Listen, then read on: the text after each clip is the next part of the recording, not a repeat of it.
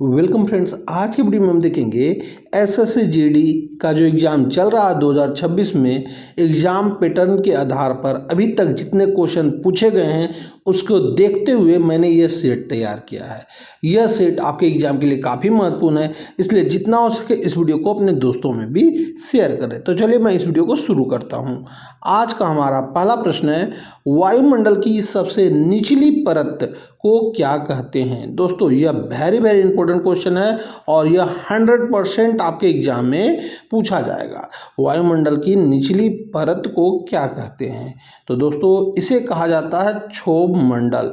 दोस्तों इससे एक क्वेश्चन आपके एग्जाम में 100% बन रहे हैं। यहाँ पे आप व्याख्या में देखेंगे कि मौसम संबंधित सभी घटनाएं जैसे बादल बनना, बारिश इसी परत में होता है। ये क्वेश्चन आपके एग्जाम में पूछा भी गया है। हमारा अगला प्रश्न है कि महात्मा गांधी ने दांडी मार्च कब शुरू किया था।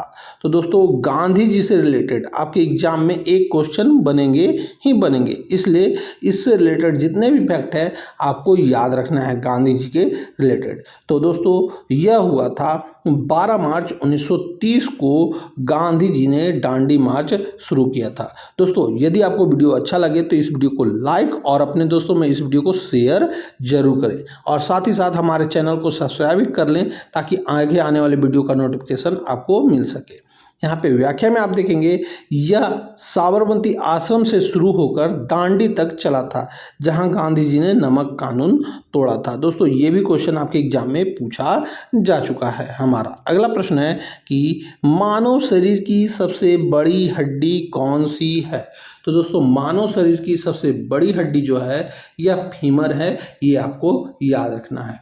और सबसे छोटी हड्डी जो कौन है, तो ये कान की हड्डी होती है जिसे स्टेपिज कहा जाता है। यहाँ पे हमारे द्वारा व्याख्या में बताया गया है कि यह जांघ की हड्डी होती है फीमर, और स्टेपिज जो है कान की हड्डी सबसे छोटी हड्डी होती है। हमारा अगला प्रश्न है कि विश्व व्यापार संगठन का मुख्यालय कहाँ है। तो दोस्तों आपको संगठन का मुख्यालय से रिलेटेड भी प्रश्न पूछा जा रहा है, इसलिए इसे आपको अच्छे से देख कर जाना है। तो दोस्तों यह है जिनेवा में। इससे संबंधित व्याख्या आप देखेंगे कि इसकी स्थापना 1 जनवरी 1995 को हुई थी। ये आपको याद रखना है क्योंकि स्थापना से भी रिलेटेड क्वेश्चन बन सकते हैं। हमारा अगला प्रश्न है, भारत के वर्तमान मुख्य चुनाव आयुक्त कौन हैं। तो दोस्तों यह हैं राजकुमार गोयल जी। हमारा अगला प्रश्न है दोस्तों कि सूर्य के प्रकाश से हमें कौन सा विटामिन प्राप्त होता है।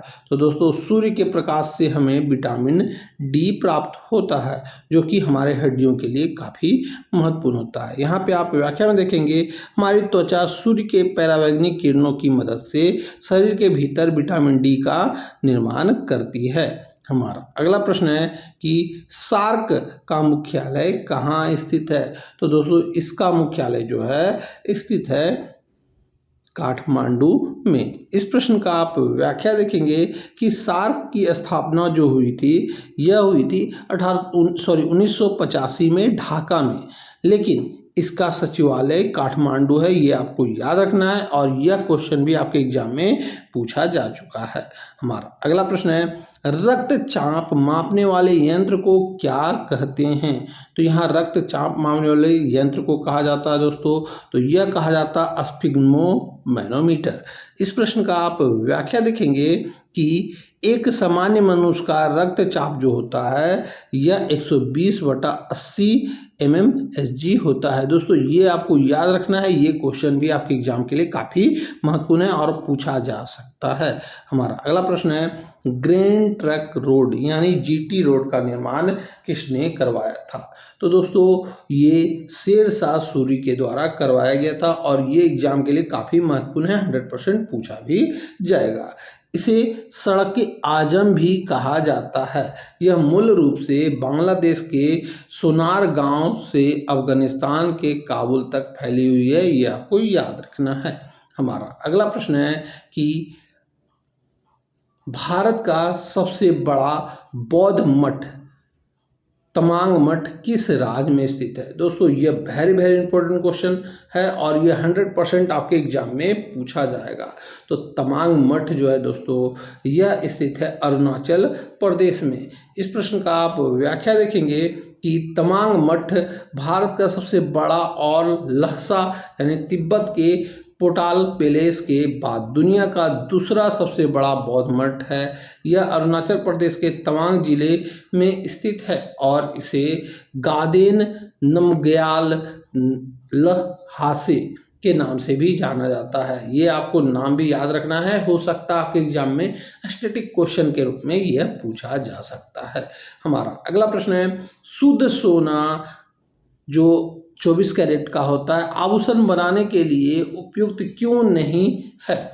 क्योंकि दोस्तों यह इसलिए उपयुक्त नहीं है क्योंकि यह काफ़ी लचीला हो जाएगा, इसलिए यह उपयुक्त नहीं है। तो यह बहुत मुलायम होता है, इसके कारण इसका उपयुक्त नहीं किया जाता है। यहाँ पे आप व्याख्या में देखेंगे कि शुद्ध सोना इतना मुलायम होता है कि इससे बने आभूषण आसानी से मुड़ या टूट सकते हैं, इसीलिए इसमें तांबा या जस्ता मिलाया जाता है। हमारा अगला प्रश्न है कि सार्क की स्थापना किस वर्ष हुई थी? तो दोस्तों सार्क की स्थापना 1985 में हुई थी। इस प्रश्न का आप थोड़ा व्याख्या देख लेंगे कि इसकी स्थापना ढाका बांग्लादेश में हुई थी। इसमें 8 सदस्य देश शामिल हैं। हमारा अगला प्रश्न है कि पेनिसिलिन नामक औषधि किससे प्राप्त की जाती है? तो यहाँ पेनिसिलिन की बात कही जा रही है दोस्तों। तो दोस्तों यह औषधि कवक के द्वारा यानी फंगी के द्वारा प्राप्त की जाती है। इस प्रश्न का आप व्याख्या देखेंगे कि इसे पेनिसिलियम नोटेटम नामक कवक से प्राप्त किया जाता है। ये भी आपको याद रखना है और यह एग्जाम में पूछा जा सकता है। हमारा अगला प्रश्न है कि ग्रैंड ट्रंक रोड किन दो देशों के बीच ऐतिहासिक संपर्क मार्ग रहा है? तो दोस्तों यह रहा है भारत और पाकिस्तान के बीच में। इस प्रश्न का आप व्याख्या देखेंगे कि वर्तमान में यह भारत के कोलकाता से पाकिस्तान के पेशावर और आगे अफगानिस्तान तक फैला हुआ मार्ग है। हमारा अगला प्रश्न है कि भारतीय संविधान के किस अनुच्छेद के तहत मतदान की आयु को 21 वर्ष से घटाकर 18 वर्ष कर दिया गया है? दोस्तों यह वेरी वेरी इंपॉर्टेंट क्वेश्चन लगा लीजिए और यह 200% क्वेश्चन पूछा जाएगा और लगभग बहुत से शिफ्टों में यह क्वेश्चन पूछा जाएगा। तो दोस्तों यह 21 से 18 वर्ष कब कर दिया गया था? तो यह संविधान संशोधन का नाम है दोस्तों 61वां संविधान संशोधन अधिनियम।